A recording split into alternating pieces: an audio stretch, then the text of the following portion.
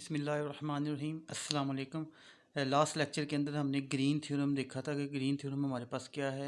ये एग्जांपल हमने लिखी थी कि वेरीफाई करना है ग्रीन थ्योरम को इन दी प्लेन एम और एन आपके पास गिवन है किसी भी क्लोज कर्व ऑफ रीजन में, जो कि Y is equal to X and Y is equal to X square. इसका सोल्यूशन आज देखते हैं हम हमारे पास क्या होगा। सोल्यूशन से पहले हम y is equal to X square और y is equal to X, Y is equal to X basically ये हमारे पास किसी भी लाइन की इक्वेशन होती है और y is equal to X के किसी कर्व की इक्वेशन होगी। यानी इसमें हम ड्रा करेंगे तो आपके पास कोई स्ट्रेट लाइन बनेगी और इसमें हमारे पास कोई कर्व के पॉइंट बनेंगे। हम अपनी प्लेन को देखते हैं कि हमारे पास इसकी डायग्राम किस तरह से होगी। आपके पास यहाँ पे ओ ओरिजिन होगा, यहाँ पे 1 वैल्यू है, यहाँ पे 2 है, ये आपका एक्स एक्सिस है, यहाँ पे 1 वैल्यू है, यहाँ पे 2 है, ये आपका वाई एक्सिस है। अब जो आपके पॉइंट्स में ले रहा हूँ वो 1 1 है। अगर क्योंकि देखें x1 पुट करें y1 पुट करें तब भी 1 1 आएगा। अगर यहाँ पे भी देखें x1 पुट करें तो 1 का स्क्वायर 1, y1 पुट करें तब भी आपके पास 1 ही आएगा। तो अगर ये पॉइंट 1 1 हो आपका, तो यहाँ से आपके पास एक तो स्ट्रेट लाइन बिल्कुल ऐसे बनेगी, एक आपके पास कर्व बनेगी बेसिकली। तो ये आपके पास y is equal to X की इक्वेशन बनेगी और ये आपके पास y is equal to X square की। ये आप खुद भी बना सकते हैं। अगर आप x की वैल्यू 1 पुट करें तो आपके पास ये पॉइंट बनेगा। अब आपके पास क्या है कि हम पहले y is equal to X square है तो ये हमारे पास ये है और y is equal to X आपके पास ये लाइन है। ये यहाँ पे हमारे पास 0 0 पॉइंट है। ये हमारे पास y is equal to X और y is equal to X square की इक्वेशन है। ये मैं लिखने लगा हूँ द प्लेन कर्व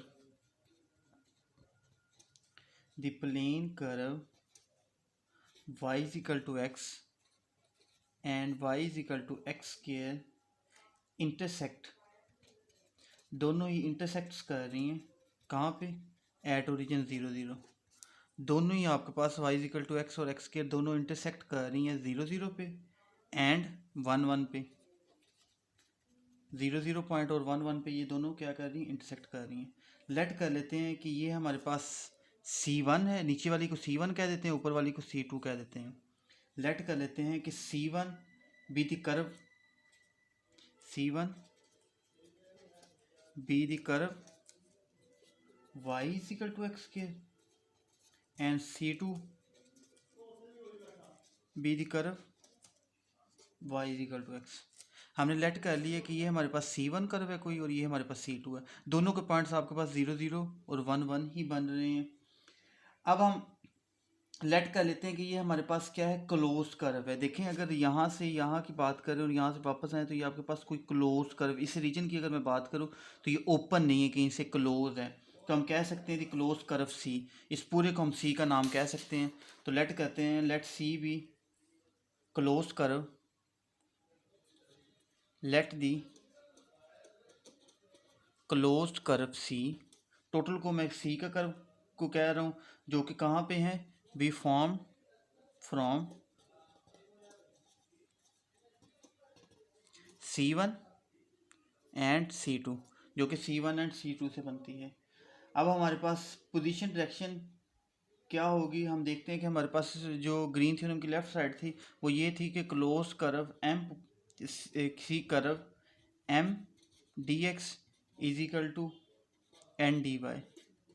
इसके अंदर अगर मैं वैल्यूज हम फार्मूला कंप्लीट लिखते हैं, हमारे पास ये ग्रीन थ्योरम को फार्मूला था partial N over Y X, partial N over X minus partial M over Y into D X D Y.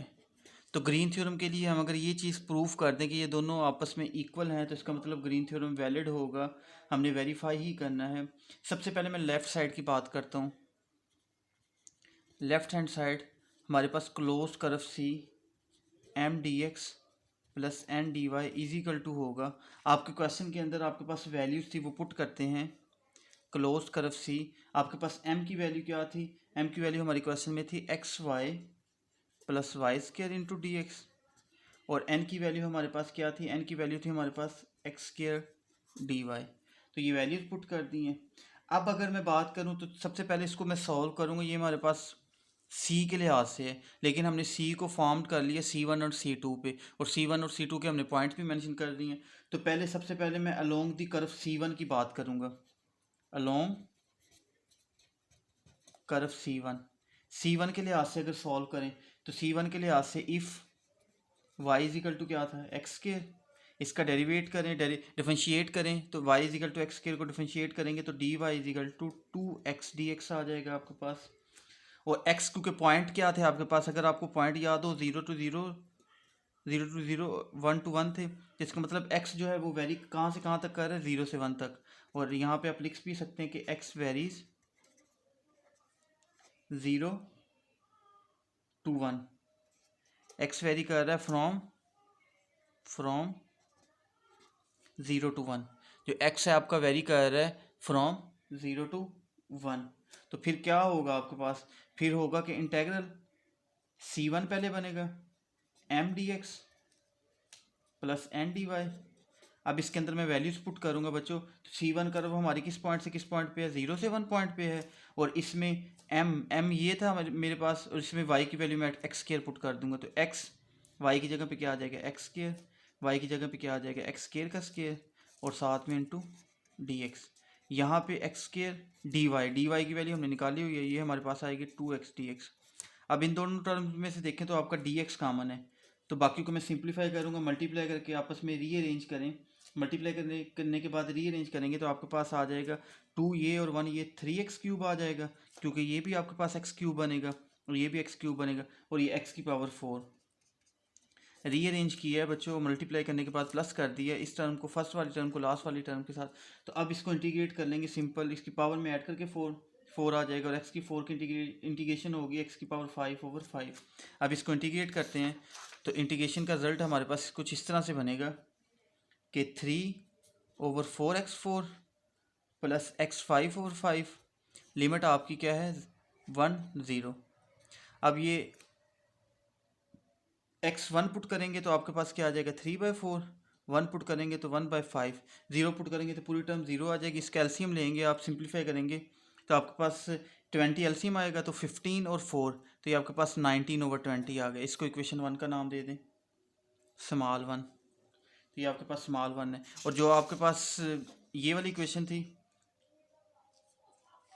इसको आप 1 का नाम देना चाहें तो दे सकते हैं। तो ये हमारे पास C1 का आंसर आ गया अलोंग। अब हम अलोंग निकालते हैं, along the curve C2। Curve C2 पे हमारे पास क्या था, if y is equal to X था, तो डिफरेंशिएट करेंगे तो D Y is equal to क्या आ जाएगा dx, और x के पॉइंट वही वेरी कर रहे हैं, x varies from 0 to x आपका जो है वो 0 to 1 वेरी कर रहा है। तो अब इंटेग्रल क्या आ जाएगा, C2 के लिहाज से इंटीग्रेशन करेंगे हम, m dx plus n D Y is equal to होगा, अब उसी इक्वेशन के अंदर बाय 1 के अंदर मैं यहाँ पे y की जगह पे x पुट कर दूंगा और डी वाई की जगह पे dx पुट होगा। तो पुट करें, हमारे पास क्या आ जाएगा, x y की जगह पे x पुट कर दिया, प्लस y की जगह पे x का स्केयर आ जाएगा, dx प्लस x वैसे का वैसे, x स्केयर वैसे का वैसे ही आ जाएगा, और डी वाई की जगह क्या आ जाएगा, dx आ जाएगा। अब इसको सिंप्लीफाई करें, एक्स स्केयर 2x स्केयर हो जाएगा, और इसकी लिमिट भी 0 से 1 होगी, 0 से 1 2x square plus x square, बल्कि ये भी एक्स स्केयर है, ये एक्स स्केयर, ये एक्स स्केयर, ये एक्स स्केयर, ये आपके पास 3x स्केयर हो जाएगा, 3x dx। अब 3x स्केयर की इंटीग्रेशन करें तो 3x स्केयर की इंटीग्रेशन होती है आपके पास 3x³/3, upper limit 1 lower limit 0, तो 3 से आपका कैंसिल हो जाएगा, तो 1 पुट करेंगे तो ये आपके पास रिजल्ट क्या आ जाएगा। इसकी लिमिट हमारे पास x के लिहाज से हमारे पास, क्योंकि क्लोज कर्व थी ना, क्लोज कर्व के लिए C1 पाथ देखें, पाथ है हमारे पास, तो ये C1 पाथ ये आ रहा है, तो जब C2 पाथ आएगा तो ये यहाँ से रिवर्स आएगी, इस तरह एरो होगा, क्योंकि आपने कहा था ग्रीन थ्योरम के अंदर जो C है आपका वो कोई क्लोज कर्व होगी, तो क्लोज कर्व का कोई पाथ भी होगा, तो ये पाथ हम सेलेक्ट कर रहे हैं कि ये आपका C1 से जा रहा है और C2 से वापस आ रहा है। तो जब C2 को इंटीग्रेट करेंगे तो आपकी जो लिमिट्स हैं वो पहले तो क्या थी 0 से 1 थी, तो अब क्या हो जाएंगी 1 से 0 हो जाएंगी। जब आप C2 को करेंगे तो ये 0 ऊपर आएगा, 1 नीचे आएगा, क्योंकि जो लिमिट्स हैं यहाँ पे क्या हो जाएंगी, चेंज हो जाएंगी। ये 0 से 1 है आपके पास, तो जब हम पुट करेंगे तो 0 -1 आपके पास -1 आ जाएगा। यानी इसमें ये बात याद रखना, जो अपर लिमिट है वो 0 होगी, लोअर लिमिट 1 होगी, क्योंकि क्लोज पाथ के लिए जब हम डायग्राम को देखेंगे तो ये हमारे पास लिमिट क्या होगी, 0 से 1 होगी। अब हम इन दोनों इक्वेशंस को मिला देते हैं, ये वो इक्वेशन 1 जो हमारे पास और ये इक्वेशन 2 है, दोनों को हम इकट्ठा करेंगे। इकट्ठा करने से बाद एडिंग करेंगे तो आपके पास उस बाई इक्वेशन का रिजल्ट आ जाएगा, जो हमारे पास क्या थी, जो हमारे पास थी close curve C M D X plus N D Y is equal to होगा कि C1 वाले आंसर और C2 को ऐड कर देंगे। यहाँ पे मैं लिख भी देता हूँ, by 1 and 2 adding, right side को ऐड करेंगे, लेफ्ट साइड पे तो C1 और C2 को मैंने सिंपल फॉर्म में क्लोज करके लिख दिया है। अब इसमें क्या होगा, 19 डिवाइडेड बाई 20 -1, क्योंकि ये प्लस माइनस है तो प्लस माइनस क्या हो जाएगा, माइनस। इसका एलसीएम लेंगे तो 20 आ जाएगा आपके पास, तो ये आ जाएगा 19 - 20, तो ये आपके पास क्या आ जाएगा, -1/20। तो इसको इक्वेशन आप 1, ये वाले 1 का नाम दे दें, ये क्योंकि आपके पास लेफ्ट साइड का आंसर आ गया। ग्रीन थ्योरम के अंदर आपके पास 2 साइड्स होती हैं। ग्रीन थ्योरम के अंदर आपके पास एक लेफ्ट साइड होती है, एक राइट साइड होती है। तो ये लेफ्ट साइड का आंसर हमने निकाल लिया, जो आपके पास है -1/20। तो अब हम राइट साइड की तरफ चलते हैं। अगर राइट साइड को देखें तो राइट साइड के अंदर हमारे पास हमें पार्शियल n/x चाहिए, पार्शियल m/y, तो हम इनके पार्शियल निकालते हैं। राइट साइड के लिए हम अपने m और n को लिखते हैं कि m और n हमारे पास क्या थे, m बेसिकली हमारे पास था xy प्लस वाई स्क्वायर, और n हमारे पास क्या था, एक्स स्क्वायर। अब हम क्या करते हैं बच्चों, इसको पार्शियल डेरिवेटिव लेते हैं इसका, m का हम पार्शियल डेरिवेटिव लेंगे y के लिहाज से, तो जब y के लिहाज से पार्शियल डेरिवेटिव, y का डेरिवेटिव 1x आ जाएगा, और y स्क्वायर का जब डेरिवेटिव लेंगे तो 2y आ जाएगा, क्योंकि x यहाँ पे कांस्टेंट ट्रीट होगा। इस तरह पार्शियल n/x, n का x के लिहाज से डेरिवेटिव लें पार्शियल, तो पावर नीचे तो आ रही, पावर में की कमी की, पावर के बगैर क्योंकि x ही है तो डेरिवेटिव 1 आ जाएगा, तो ये 2x आ जाएगा। अब क्या करें, अब आप राइट साइड लिखें, राइट साइड हमारी क्या थी, region R partial n/x minus partial m/y dx dy, तो ये आपके पास आ जाएगा region R double integral partial n/x का आंसर आपके पास निकला हुआ है, ये क्या था 2x, ये फार्मूले वाला, माइनस पार्शियल m और y, आंसर आपके पास क्या है x, क्योंकि ये बाहर माइनस तो प्लस माइनस क्या हो जाएगा, -2y, और बाहर क्या है dx dy।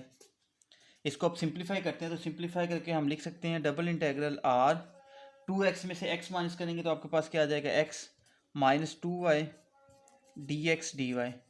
अब ये आपके शुरू वाले क्वेश्चन, अगर आपको लाइन इंटेग्रल का याद हो, लाइन इंटेग्रल में भी हमारे पास इस तरह ही होता था कि आपके पास लिमिट्स गिवन होती थी तो हम चेक करते होते थे। अब देखें, ये आपके पास एक x का इंटेग्रल होगा, एक y का इंटेग्रल होगा, तो x की लिमिट तो हमें पता है, वो हमें लेफ्ट साइड से भी पता है कि 0 से 1 थी x की लिमिट, अगर हम पहले पाथ की बात करें। अब y की लिमिट क्या होगी, y के लिहाज से अगर आप अपनी क्वेश्चन को देखो तो क्वेश्चन में y की लिहाज से लिमिट आपको गिवन थी, क्वेश्चन के अंदर y आपको गिवन है, y = x है, y = x स्क्वायर है। इसका मतलब y की एक लिमिट है, अपर लिमिट x है और लोअर लिमिट क्या है, x स्क्वायर। ये क्योंकि y = हमें दिया हुआ था कि इस रीजन पे है, तो x हमें यहाँ से पता चल रहा है, रीजन 0 से 1 टोटल की अगर मैं बात करूँ तो y हमारा क्या होगा, y की जो लिमिट्स होंगी वो क्या होंगी, एक्स स्क्वायर नीचे होगा और x ऊपर होगा।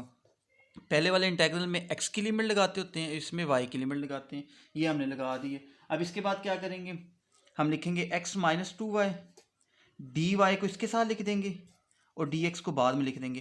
पहले हम y के लिहाज से इंटीग्रेशन करेंगे, फिर जो आंसर आ जाएगा उसको x के लिहाज से इंटीग्रेट करेंगे। ये वाला इंटीग्रल वैसे का वैसे ही आ जाएगा आपके पास। फर्स्ट इंटीग्रल क्या है, 0 से 1।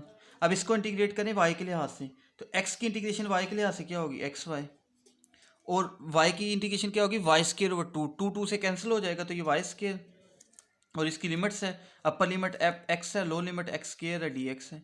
अब नेक्स्ट आप क्या करें, अपर लिमिट x पुट करें y की जगह पे और लो लिमिट x² पुट करें। जब आप x पुट करेंगे तो x क्या हो जाएगा, x² - x² हो जाएगा। y की जगह पे x पुट करें तो x² - x² आपके पास आ जाएगा रिजल्ट। तो हम अपर लिमिट और लो लिमिट पुट करते हैं इस इक्वेशन के अंदर, तो हमारे पास रिजल्ट आएगा 0 से 1 x square minus x square minus फार्मूले वाला अपर लिमिट पुट की। अब लो लिमिट पुट करेंगे तो ये एक्स स्केयर पुट करेंगे तो x cube minus x cube minus x four, और बाहर आपका क्या है डी एक्स। हमने अपर लिमिट पुट की ये आया, माइनस लो लिमिट पुट की ये आया। ये एक्स स्केयर और एक्स स्केयर आपस में कैंसिल हो गया, बाहर माइनस है तो इन दोनों के साइन चेंज हो जाएंगे, एक्स फोर पहले आ जाएगा और एक्स क्यूब बाद में चला जाएगा, क्योंकि बाय माइनस की वजह से दोनों की रीअरेंजमेंट चेंज हो जाएगी। अब इसकी इंटीग्रेशन करें एक्स के लिए आ सकते, एक्स फोर की integration X five over five, X three की X four over four. Upper limit क्या है 1, लो लिमिट क्या है 0। 1 पुट करेंगे 1/5 माइनस 1/4, एलसीएम लेंगे 20 आ जाएगा, तो माइनस फोर माइनस 5, तो आपके पास क्या आ जाएगा -1/20। तो ये आपके पास राइट साइड का आंसर आ गया, ये हमारे पास 2 है। तो लेफ्ट साइड का आंसर अगर आंसर देखें हमारे पास, वो भी आपके पास -1/20 था। राइट साइड का आंसर अगर हम देखें वो भी -1/20 है, तो हम लिखेंगे hence by 1 and 2 left hand side is equal to right hand side. तो आपके पास so that the theorem is valid, so that the theorem is verified। तो थ्योरम हमारा इज वेरीफाइड हो गया। और आपने देखा है कि ग्रीन थ्योरम के लिए हमें बेसिकली लाइन इंटेग्रल, जैसे हम शुरू में कुछ टॉपिक्स पढ़े थे, line integral, surface integral, volume integral, जिसमें हम डबल इंटीग्रेशन इंटेग्रल की करते हैं, सिंगल इंटीग्रेशन करते हैं। जिस तरह के हमारे पास हमने देखा था कि डिपेंडेंट पाथ और इंडिपेंडेंट पाथ, तो उसी तरह ही हमने इस क्वेश्चन के अंदर भी हमने सिंपल इंटीग्रेशन की है। बस इसमें पॉइंट्स कैसे निकालने हैं वो मैंने आपको मेथड बता दी है, कि इसमें आप एक्स एक्सिस के पॉइंट किस तरह से देखेंगे और वाई के किस तरह से देखेंगे। तो ये था हमारा ग्रीन थ्योरम। अब हम नेक्स्ट थ्योरम की बात करें तो नेक्स्ट थ्योरम हमारे पास होता है स्टोक्स थ्योरम। तो स्टोक्स थ्योरम के अंदर हमारे पास क्या होगा, वो भी कुछ इस तरह से ही होगा। उसकी स्टेटमेंट देखते हैं। नेक्स्ट हमारे पास है स्टोक्स थ्योरम। स्टोक्स थ्योरम की स्टेटमेंट क्या है, नेक्स्ट टॉपिक की तरफ चलते हैं। नेक्स्ट टॉपिक है हमारा Stokes theorem.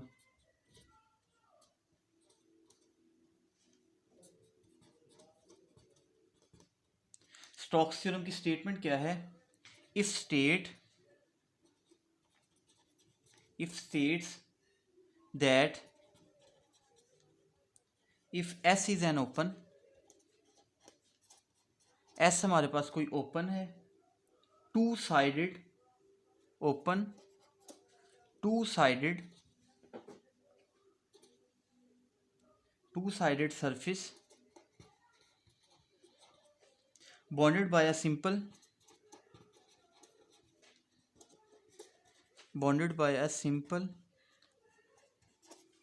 closed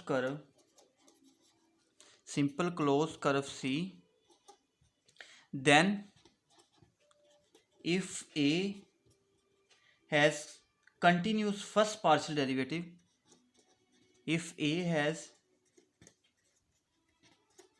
continuous first partial derivative,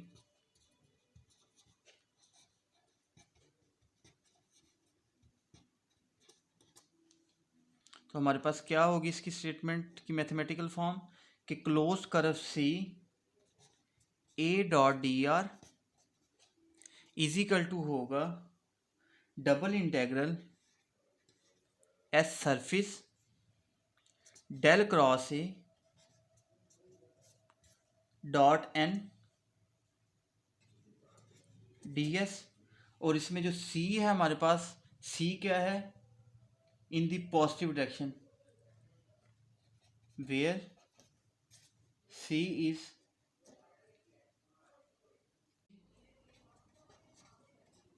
positive direction.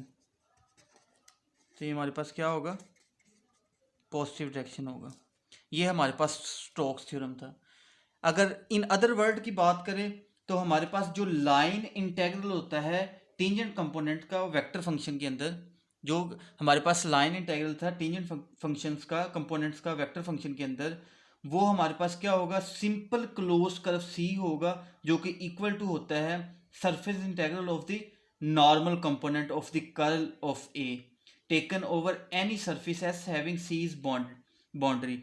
सी अगर हमारे पास बाउंड्री हो तो वो हमारे पास ए जो होगा वो सरफेस एस पे होगा, अगर इन अदर वर्ड बात करें तो। नहीं तो हमारे पास स्टोक्स थ्योरम की स्टेटमेंट यही है कि अगर जैसे कि हमने स्टोक्स थ्योरम में देखा था, तो ग्रीन थ्योरम के अंदर स्टोक्स थ्योरम भी इसी तरह कही है कि हमारे पास जो इंटेग्रल है वो A dot D R is equal to double integral of S del cross A dot N D S.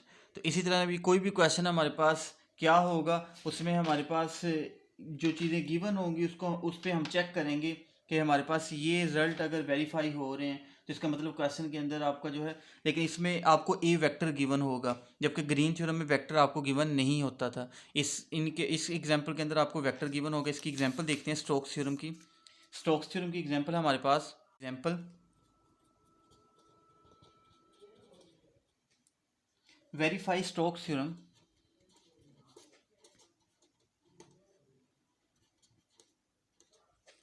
verify Stokes theorem for a is equal to, A हमारे पास क्या है, मैं यहाँ पे लिख रहा हूँ, A is equal to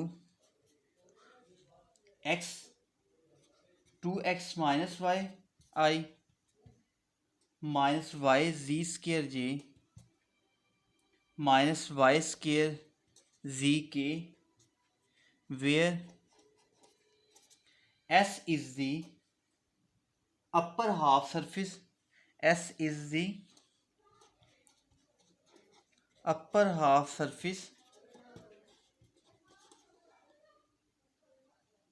of the sphere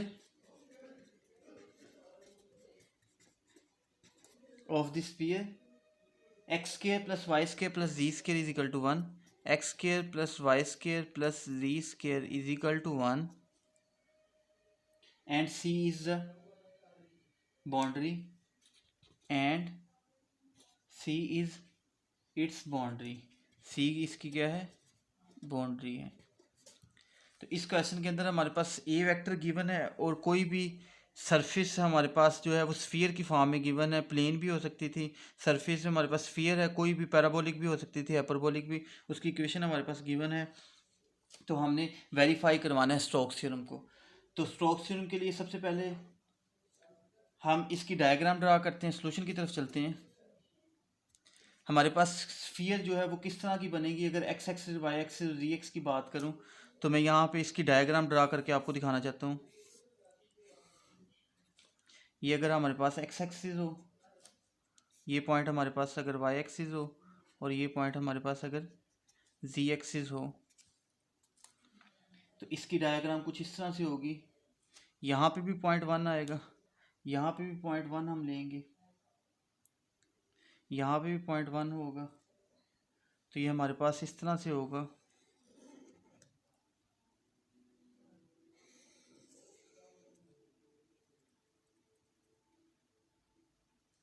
अगर यहाँ पे आप लाइन ड्रा करना चाहते हैं कर सकते हैं।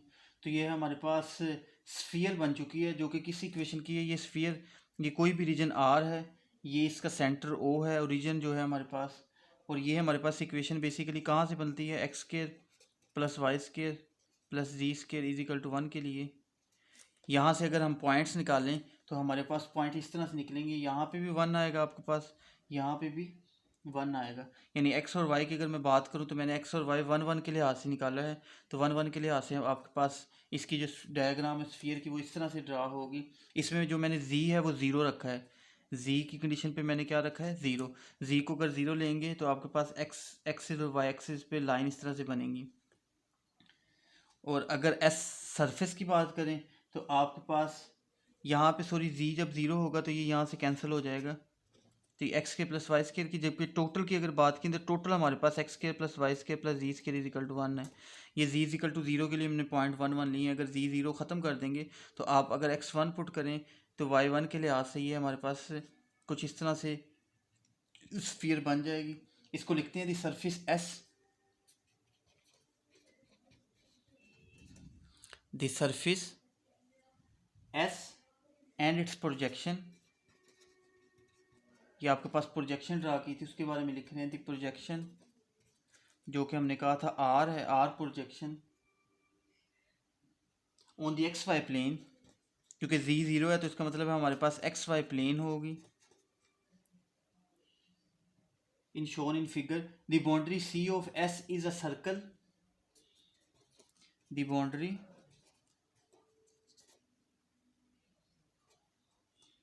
C of S is a circle. C of S is a circle.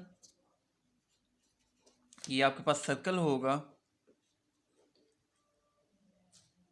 तो in the X Y plane of radius 1, तो ये सर्कल ऐसा है जिसका रेडियस क्या होगा, सर्कल ऑफ रेडियस 1। ये आपके पास रेडियस 1 का सर्कल होगा, इसका रेडियस क्या होगा 1, और सेंटर जो है वो ओरिजिन होगा, एंड सेंटर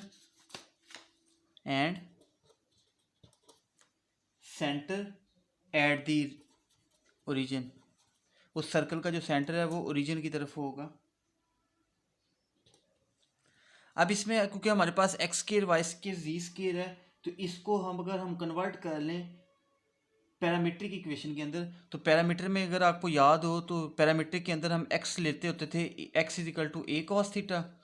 वाई आपके पास पैरामीट्रिक में होता था ए, हम यहाँ पे 1 ले लेते हैं, तो X is equal to cos theta, Y is equal to, क्योंकि इसके अंदर आपके पास एक्स स्केयर भी है, वाई स्केयर भी है, जी स्केयर भी है, तो उसके लिए मैं पैरामीट्रिक इक्वेशन ले रहा हूँ, X is equal to cos theta, Y is equal to sine theta, और जी आपको पता है जी मैंने ज़ीरो लिया है, एक्स वाई प्लेन के लिए जी मेरा क्या है, ज़ीरो है। और जबकि जो थीटा है वो वेरी कहाँ से कहाँ तक होगा, zero less than theta equal to less than and equal to 2 pi. जो थीटा एंगल है आपका वो 0 से 2 पाई, यानी 0 से 360 तक मैंने एंगल लिया है। Be the parametric equation of C, be the, ये आपके पास पैरामीट्रिक इक्वेशन मैंने ले ली है। तो इस क्वेश्चन को हम पैरामीट्रिक इक्वेशन के साथ सॉल्व करेंगे।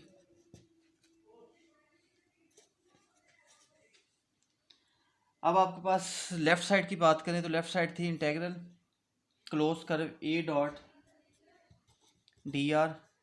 ग्रीन थ्योरम के अंदर, स्टोक्स थ्योरम के अंदर आपकी लेफ्ट साइड ये थी। अब लेफ्ट साइड के अंदर हम वैल्यूज पुट करते हैं बच्चों। लेफ्ट साइड की वैल्यूज पुट करें तो क्लोज सी ए वेक्टर हमें क्वेश्चन के अंदर गिवन था, ए वेक्टर की वैल्यू हमारे पास थी 2x minus Y D X minus Y Z square D Y minus Y square Z D Z. हमने ए वेक्टर की वैल्यू पुट करी है और साथ में डी आर के साथ डॉट ले लिया। डी आर बेसिकली आपका क्या होगा, डी आर आपका वही होता है जो आपके पास क्या होता है, डी एक्स आई प्लस डी वाई जे प्लस डी जी के। तो ये आपके पास डी आर के साथ जब डॉट लेंगे तो आई कंपोनेंट का आई के साथ, जे का जे के साथ, के का के।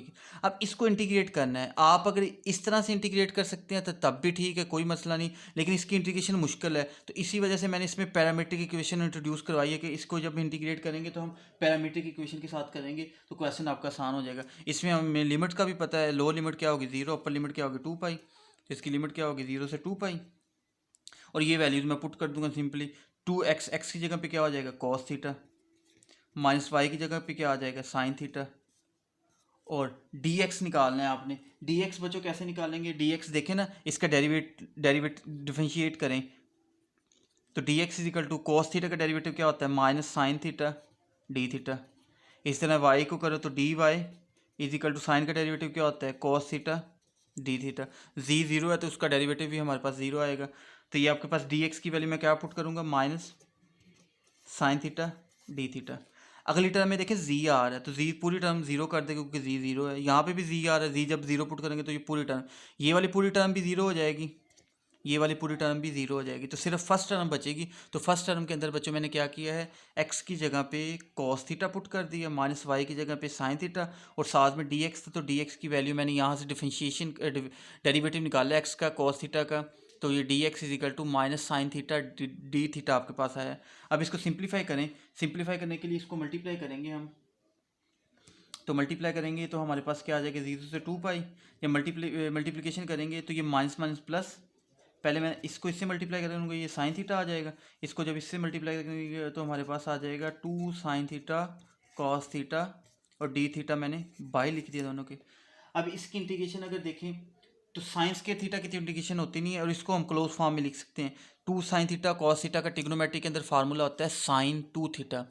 इसकी इंटीग्रेशन होती नहीं है, इसकी इंटीग्रेशन आपको याद हो बीएससी के अंदर आप कैलकुलस के अंदर करते थे, साइंस केयर को फार्मूला पुट कर लेते थे कि 1 minus cos 2 theta divided by 2, और इसी तरह ही आपके पास 2 साइन थीटा कॉस थीटा किसके इक्वल होगा, और ये प्लस माइनस माइनस भी था, ये माइनस माइनस प्लस और ये प्लस माइनस आपके पास माइनस था, इसके साथ माइनस भी आएगा, तो ये आपके पास क्या होगा minus sine 2 theta D theta, क्योंकि इसके साथ माइनस था तो ये प्लस होगा, ये माइनस होगा तो ये इसके साथ माइनस भी आएगा। तो अब इसकी इंटीग्रेशन करना आसान है, इसकी इंटीग्रेशन आपको पता है कॉस 2 थीटा की क्या होगी, साइन 2 थीटा ओवर 2 आ जाएगी, और साइन 2 थीटा की क्या होगी कॉस 2 थीटा डिवाइडेड बाय 2 आ जाएगी। तो इसको सिंपल इंटीग्रेशन करते हैं हम, इंटीग्रेशन करने के बाद अपर लिमिट और लोअर लिमिट्स पुट करते हैं। इसको इंटीग्रेशन करेंगे इसकी, तो आपके पास क्या आ जाएगी cos 2 theta divided by 2 plus theta divided by 2, और इस तरह अगले वाले की साइन 2 थीटा और 2 टू ऑफ क्या हो जाएंगे 4, अपर लिमिट क्या है 2 पाई, लोअर लिमिट क्या है 0। जब आप अपर लिमिट 2 पाई पुट करेंगे तो आपके पास यहाँ पे क्या आ जाएगा 1 आ जाएगा, तो ये 1/2 आ जाएगा। जब 2 पाई पुट करेंगे तो 4 पाई, कॉस 4 पाई क्या होता है 1 होता है। इसी तरह ही आपके पास थीटा यहाँ पे 2 पाई पुट करेंगे तो 2 से कट जाएगा, 2 पाई ओवर 2 आ जाएगा, और माइनस साइन 2 थीटा की जगह पे जब हम पुट करेंगे तो 1 आएगा, तो 1 बाय ये आपके पास क्या आ जाएगा, जब जीरो कोस की जगह पे पुट करेंगे तो आपके पास कॉस जीरो आपके पास 1 होगा माइनस फार्मूले वाला, तो -1/2 आ जाएगा। तो ये +1/2 -1/2 कट जाएंगे, 2 से कट जाएंगे, तो ये पाई आपके पास आंसर आ गया। लेफ्ट साइड का आंसर आपके पास क्या आ गया बच्चों, पाई आ गया। तो ये हमारे पास ग्रीन स्टोक्स थ्योरम की लेफ्ट साइड आ गया, जो कि आपके पास क्या है पाई। तो इंशाल्लाह नेक्स्ट लेक्चर के अंदर हम इसकी राइट साइड करेंगे और इसको कंप्लीट प्रूफ करेंगे। अल्लाह हाफिज़।